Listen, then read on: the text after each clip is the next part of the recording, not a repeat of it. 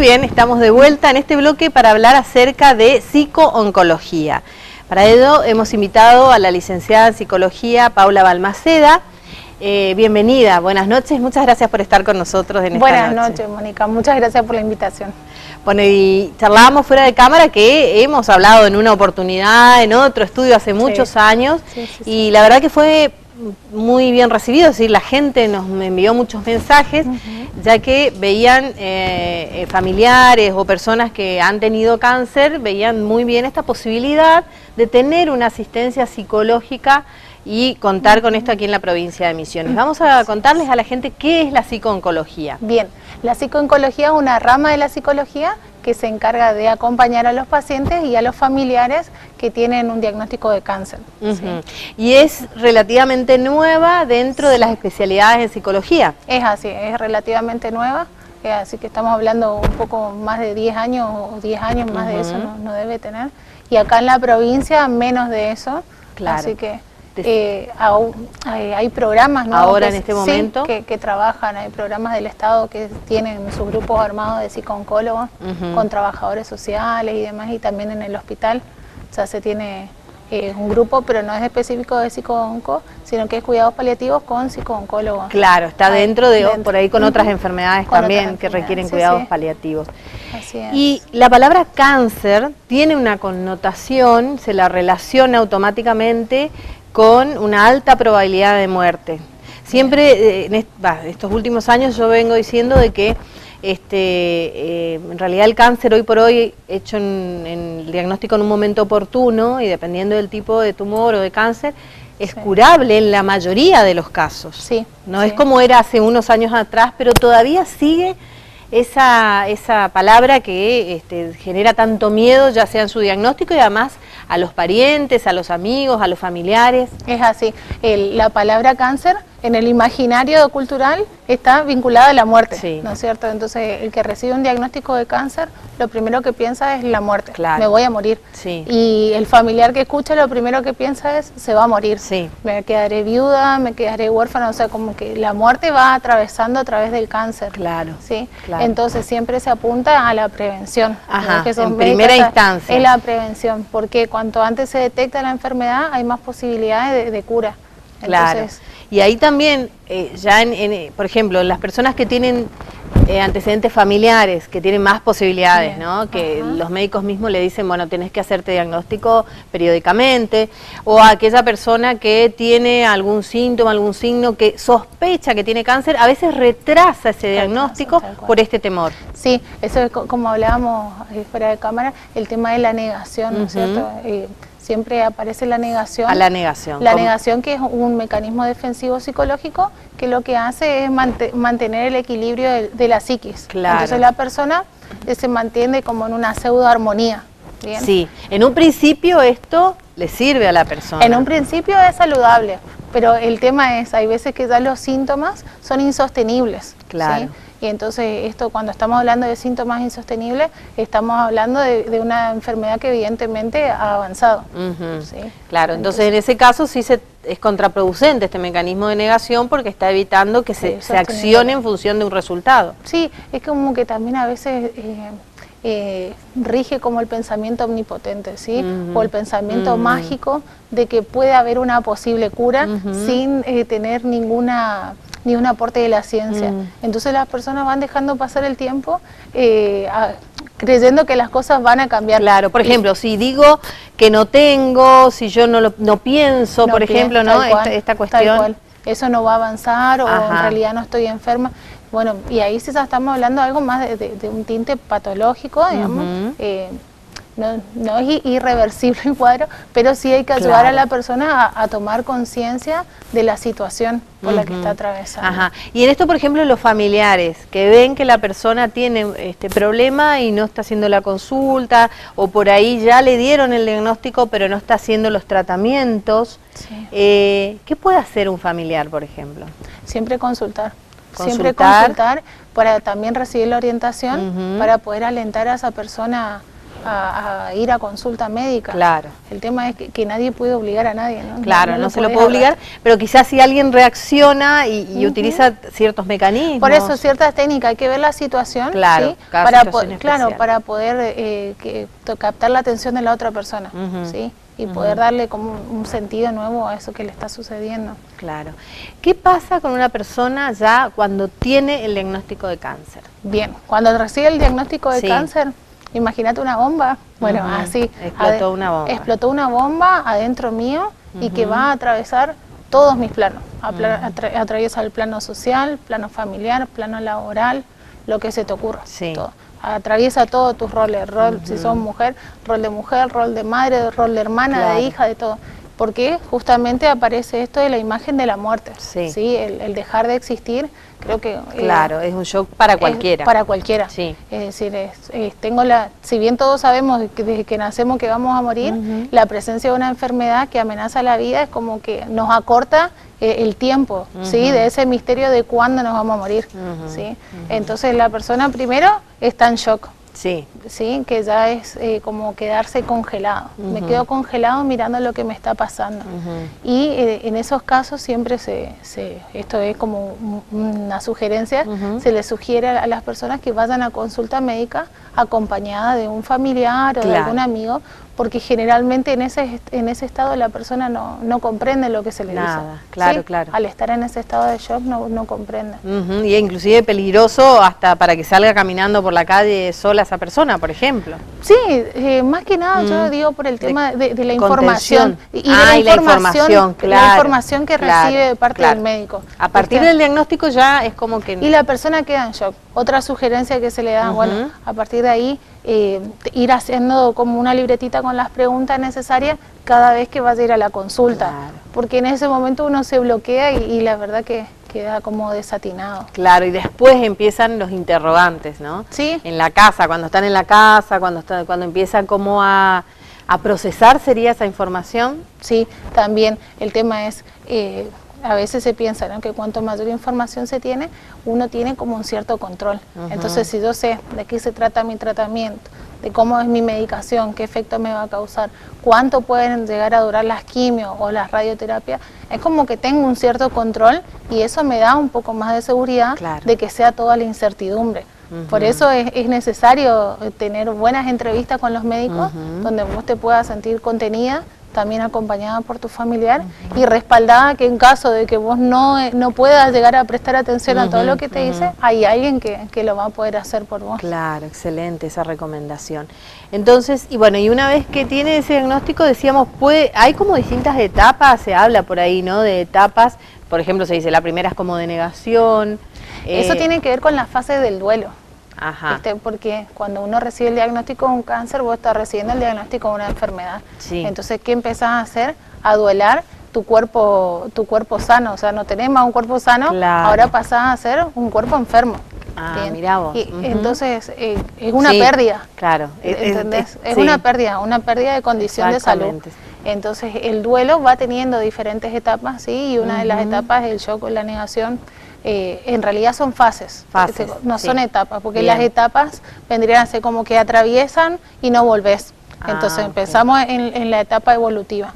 Vos nacés, sos bebé, sos niño, sos puber, sos adolescente, no podés volver. Sí, exacto. En cambio, en un proceso de duelo se habla de fases porque uno puede ir pasando de una a otra, ¿sí? No hay un orden.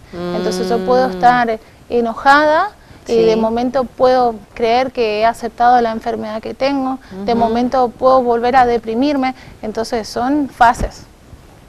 Ok, son fases y puedo, entonces, bien, qué interesante esto, porque decimos, bueno, no, ya está, yo ya la acepté, yo ya creo que... Puede haber un periodo en el que vos consideres que aceptaste y después recibí que tenés que continuar, que se prolonga tu quimio, caíste otra vez en tristeza. Algunos le llaman depresión, pero vamos a decir tristeza, ¿sí? Caes otra vez en la tristeza y ahí otra vez el proceso. Es decir, no hay un tiempo que te digan, bueno, sabes que tu tristeza te va a durar 1 año hasta que vos termines tu tratamiento y te cures. Porque en realidad el significado que tiene esa enfermedad para cada persona es muy subjetivo. Claro, y difieren cada seres humanos que hay. Cada ser humano es un mundo aparte. Exactamente, bueno. Y vamos a ver cómo se interviene, qué es lo que se logra con la consulta con el psicólogo. Ya venimos. Vamos a agradecer a Visión Plus Óptica de la ciudad de Oberá, que elabora cristales con tecnología avanzada, bifocal y multifocal con entrega inmediata, anteojos de receta, de sol y lentes de contacto de las mejores marcas. Atienden todas las obras sociales. Visión Plus Óptica tiene la solución para tu vista en la ciudad de Oberá, en la calle Santa Fe 198. Bien, y decíamos, entonces, ¿qué logramos con esta asistencia psicológica hablando del paciente que presenta la enfermedad? Bien, primero que las consultas casi siempre es paciente y familia. Si bien cada uno tiene su espacio, lo que se busca siempre es trabajar con todo el sistema, porque el cáncer no es una enfermedad individual, es una enfermedad sistémica. Afecta sí o sí a quienes le rodean, a los afectos, ¿no? A los afectos, y también surge de un sistema familiar, ¿comprendes? No es una enfermedad que se va haciendo solita. Bien. Entonces, una persona va atravesando diferentes situaciones de la vida, difíciles, donde le tocaron atravesar emociones difíciles que no ha podido procesarlas o transformarlas en otra cosa, y se enferma. Pero ese ser no está solo, ese ser es sistémico. Nosotros somos sistémicos, ¿comprendés? Exactamente, es todo un sistema, hay que trabajar el sistema. El sistema, se trabaja con el sistema, porque también dentro de ese sistema siempre hay uno que es el cuidador principal. Bien, entonces ese cuidador principal también debe ser atendido de la misma manera que el paciente.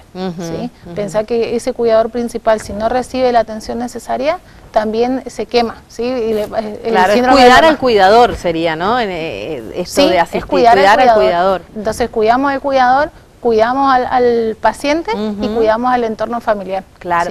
Y esto esta figura del cuidador, ¿es algo que en la consulta el psicólogo se da cuenta, es natural o se encarga alguien? Se dice, bueno, según los sistemas. Hay veces que ni siquiera es hablado, directamente surge, como fulanito es mejor en temas administrativos, él se va a encargar de eso, como la hermana tiene tiene cancha, digamos, para todo lo que es esto de inyectable, la parte médica, esa se queda pero a veces es implícito, no es que se habla. Otras familias son como un poco más organizadas y dicen, vos vas a ser el cuidador durante 3-4 meses, después vamos a rotar. Entonces la organización es un tema que se trabaja en la consulta psicológica. Vos vas trabajando eso porque nadie sabe cómo atender en una enfermedad.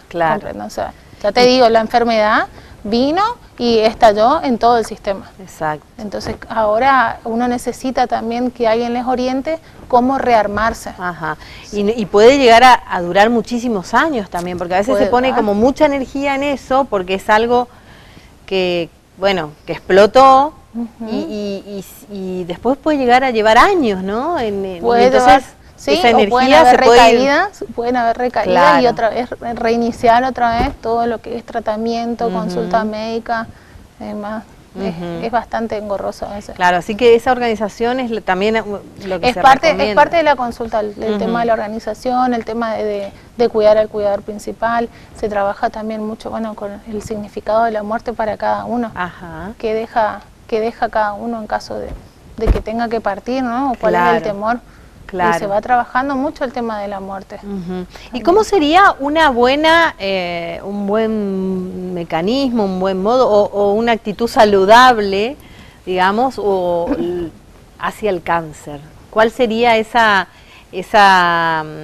manera de llevar esta enfermedad de buena forma, digamos? Si es que... Y de buena forma sería lo ideal, porque te puedo hablar de lo ideal. El tema es que cada familia, como decíamos hoy, en un mundo, tiene su forma de moverse y cada persona en base a la construcción que hizo de la vida es el significado que le va a dar al cáncer. Lo ideal sería que la persona que va atravesando una enfermedad de este tipo cuente con un entorno sociofamiliar que lo acompañe, que haya un entorno sociolaboral que también lo pueda acompañar, donde la persona pueda estar segura de que no se va a quedar sin trabajo, de que va a tener la fuente económica para poder sostenerse durante esos meses u años de tratamiento. Eso por un lado, que la persona pueda contar con una economía también para poder satisfacer las necesidades nutricionales Claro, ¿sí? también. Entonces acá vamos viendo que el factor económico es fundamental. Sí. Una persona que no tiene necesidades básicas, sumarle una enfermedad de este tipo, claro. y está complicado el asunto, claro. ¿comprendés? Claro, claro. También que la persona pueda tener un tiempo recreativo para poder hacer actividad de relajación, para que pueda hacer yoga, tai chi, para que pueda tener grupos de lectura. Eso sería lo ideal. Claro. El tema que a veces el ideal está muy lejos del real. Sí. Pero se intenta llegar a eso, digamos. Uno va intentando. A una buena calidad de vida en cuanto a... Y sobre todo el tema de mantener el foco en hacer los tratamientos, porque también después hay un tema con el tratamiento en sí. Bien, ahí el tema es que a veces que la gente decide dejar los tratamientos y bueno, también uno tiene que respetar eso, es decir, el que decide hacerlo tiene sus motivos y uno no puede insistir, es decir, uno puede acompañar, ayudar a reflexionar acerca del por qué dejarlos. Claro. ¿Sí? Ajá. ¿Y cuáles son las consecuencias de eso? ¿Cuáles pueden llegar a ser? ¿Cuáles pueden llegar a ser? Ajá. El psicólogo entonces, el psicooncólogo, digamos, acompaña en esto y le llama cierta reflexión, no es que dice, bueno, yo dejo el tratamiento, bueno, está bien, es tu decisión y listo, ¿no? No, se trabaja en eso. Pero una vez llegada la toma de decisión de la persona, bueno, uno acompaña también en el morir. Sí.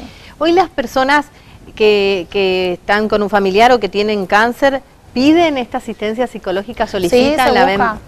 Se busca, sí, y ya con el término psico-oncología. Qué bien, ya está incorporado. Sí, se ha incorporado, al menos acá en Posada, sí, dice que Oberá, Dorado también tiene. Bueno, excelente, entonces. Y siempre el trabajo en equipo. El trabajo en equipo, fundamental, sí. Igual, algo que quería compartir, es decir, es importante no llegar solo en esta instancia de enfermedad a una consulta psicológica o a buscar cualquier tipo de terapia que pueda ayudarnos, porque considero que hay que aprender a vivir bien para poder morir bien. Entonces a veces las personas dicen, bueno, ahora pueden acompañar para un buen morir, pero siempre pienso es mucho más limitado el trabajo que uno puede hacer en meses o años que el trabajo que uno puede hacer de años muchos antes. En un estado de salud, pero en un estado de salud, tomando conciencia de la vida. De la vida, de que todos somos, si hay algo seguro es que todos nos vamos a morir, ¿no? Eso, sí. Pero también determina mucho el cómo morimos, cómo vivimos. Cómo vivimos, absolutamente. Entonces hay que aprender a vivir. Qué bueno, y eso... viniendo de vos que trabajás, bueno, con pacientes que están en estado terminal o también se trabaja así. Claro, o con cáncer, digo, es una mirada como muy reflexiva y como para invitarnos a todos a reflexionar acerca de esto, ¿no? Si vivimos bien. Exactamente. O a reflexionar cómo estamos viviendo. Eso, cómo estoy viviendo, cómo quiero vivir. ¿Y qué me estará faltando para un buen vivir? Así es. Bueno, excelente. ¿Dónde te pueden encontrar? ¿Dónde pueden consultar? Bien, mira, yo hago consultorio en particular, les puedo pasar el teléfono, te lo dejo. Sí, eso vamos a anotar. Y también trabajo en un CAPS, en el CAPS 8, y también trabajo en una sala de diálisis, así con pacientes que tienen enfermedades crónicas. Perfecto. Entonces el teléfono va a estar saliendo aquí en pantalla. Bueno, excelente. Muchísimas gracias, Paula, y te vamos a volver a tener seguro, por lo menos antes de irnos a otro estudio. Dale, Mónica, muchas gracias. Muchas gracias a vos. Nos vamos a una pausa, ya volvemos.